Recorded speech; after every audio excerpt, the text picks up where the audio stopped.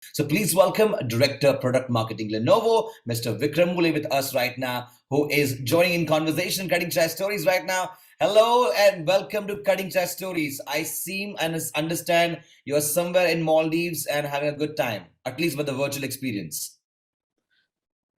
You're on mute, Vikram, before you could scream out loudly. Yeah, I was unable to unmute. I guess the rights were different. So I hope I'm audible now. Yes, yes. So tell me, how does it feel to be there wherever you are, but not in Maldives, but have a background with Maldives? So I was telling, I had a good opportunity to catch up with Mr. Madhusudan just before the event started. And I was telling, I've been in Pune, my hometown, since the Okay. lockdown. So in a way, the lockdown has been kind on me, being able to spend time with family. So that's the good part. Absolutely. I cannot agree more to that. I think what COVID has done is it's given back life to most of the people.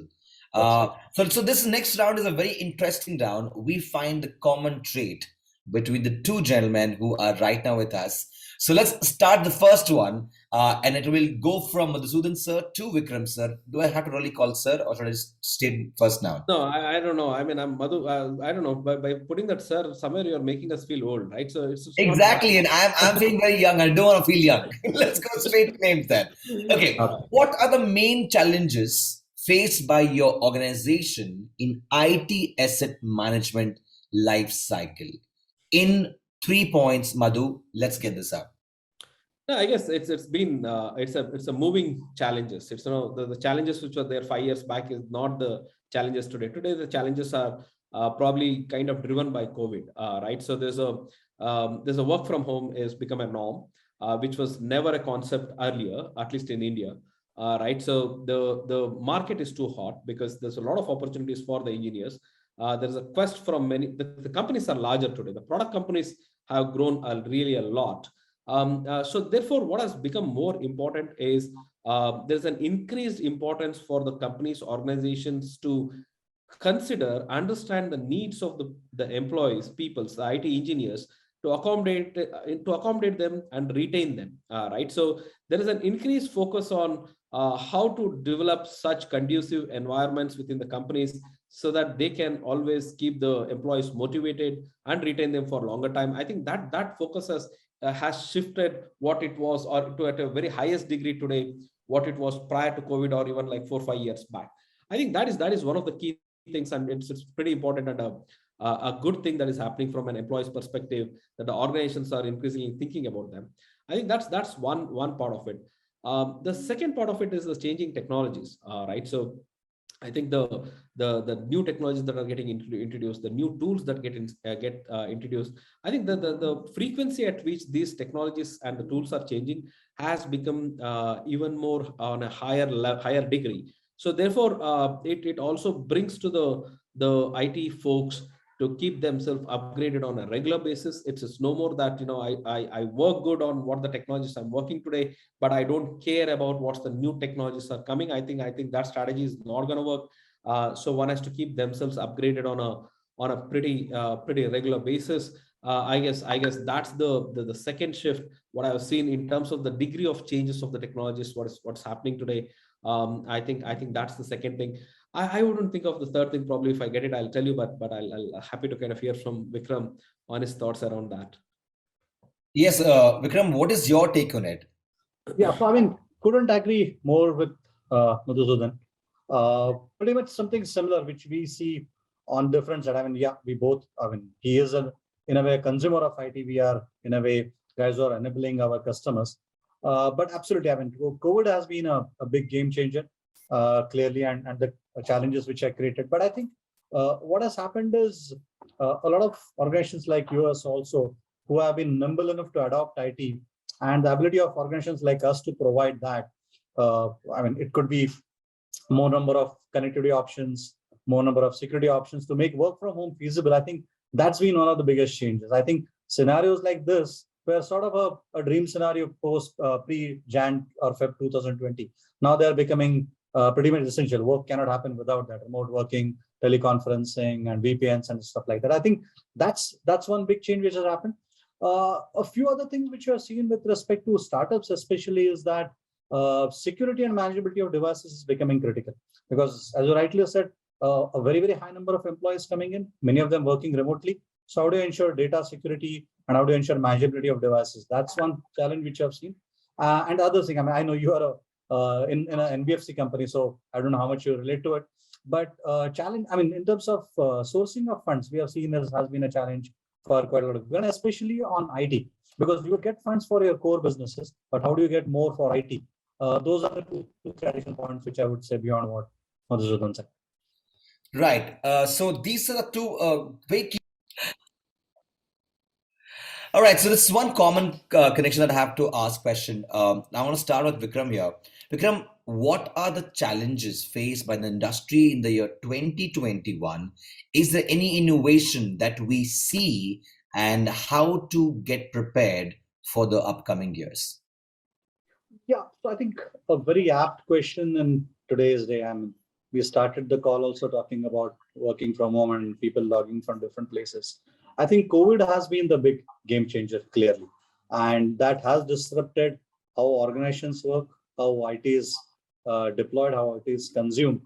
And Madhusudan also was talking about how they have been nimble enough to uh, adapt, for example, to a large number of employees getting recruited, deploying IT assets to them. So I think COVID, to sum up quickly, COVID, yes, has been one of the bigger game changers. The allied thing to that is very, very rapid deployment of IT assets, both on the enterprise side in terms of data centers or in terms of devices. Because of the way employee sizes have been growing. Many businesses have seen huge amount of growth due to COVID. And how do you adapt to that has been the question. And third, again, related thing to a combination of both. COVID has forced more people to work from home as well as a high number of people. So what that has meant is how do you ensure that your employees are productive? How do you ensure their devices are secure and better manageable? So these are the things from an IT perspective. One last point which I would leave with, it's not necessarily on IT, but yes, IT deployment does get impacted, is the working capital management. What we have seen is not just startups, but many organizations looking for OPEX model because of the kind of payment options which offers, or maybe just to cut down the IT capex which an organization would want to spend on deploying assets. Thank you, Vikram. Same question to you, Madhu. Big challenges were faced in the year 2021. So what's your take on it? And going forward, what do you think will the result be? And how prepared will the industry be for the coming years? No, see, I guess it's all started from 2020, right? So 2020 was where the infection and fatalities were low, but the confusion and business impacts were very high with respect to how the lockdowns were there and how people also were kind of took this as, without knowing what will be the outcome of the entire the effect of this COVID during the wave one. Wave two, on the other hand, somehow the business impacts were not as high as the wave one impact, but the virality or the fatalities of people were way higher, right? So I think that was the two key differences. And while what has happened with that is there are multiple segments of the industry, right? So there's one tech industry, and there is I would put it as a total non-tech industry.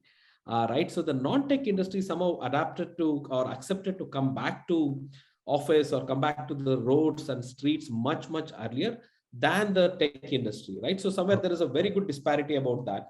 I think most of the people or most of the other organizations would agree on that the tech continues to kind of work from home. Non-tech is kind of back to office. And that's how the current scenario has been. Now, what I would see as and within the tech, there is a kind of multiple different options have evolved, right? So there's certain companies which has totally taken it as a work from home as an continuing option. There's certain companies which have made it like 2 days a week kind of office, 3 days work from home kind of a scenario. In certain other companies, there are like 40-50% of the people are in office. The 40-50% are kind of in working from home from the remote locations. Who are in Bangalore, more or less, they have come back to office. So a lot of dynamics has come in, right? So what has happened with this is 2021 has led the organizations to learn to work in different models. It's True. Not just simple work in office or work from home. It's a mix of or all the possible combinations of work in office, work from home, remote working is the combinations what has come out. So what I see is that the companies are largely kind of prepared to take if there is, of course, for God forbid, there's no wave 3 or Omicron kind of just dies out. But if there is a kind of impact of wave 3 or Omicron is going to come out, I wouldn't see that will catch the organizations off guard. They are way prepared. They have gone through these drills. They are way prepared to adapt to any scenario, be it total work from home or quasi work from home, or trying to bring back the people back to office with incentives and whatsoever. I see that there's a lot of preparedness that has come in, and the complete confusion state of mind what led in the managements has kind of put to rest. So I would say that 22 would be kind of is not going to take anybody with the surprise with the COVID impacts on the work, the setups on how the companies would like to do. Yeah. I totally agree with Madhu, your point and what Vikram said right now. Indeed, the organizations are set, they're well prepared, there is no confusion, and they're ready for anything that will come in the coming years. With that, I will take a back seat and I will let Mr. Vikram take it forward from here in terms of what more does he have in mind to put across Mr. Madhu, and let's see what does the question unveil with time.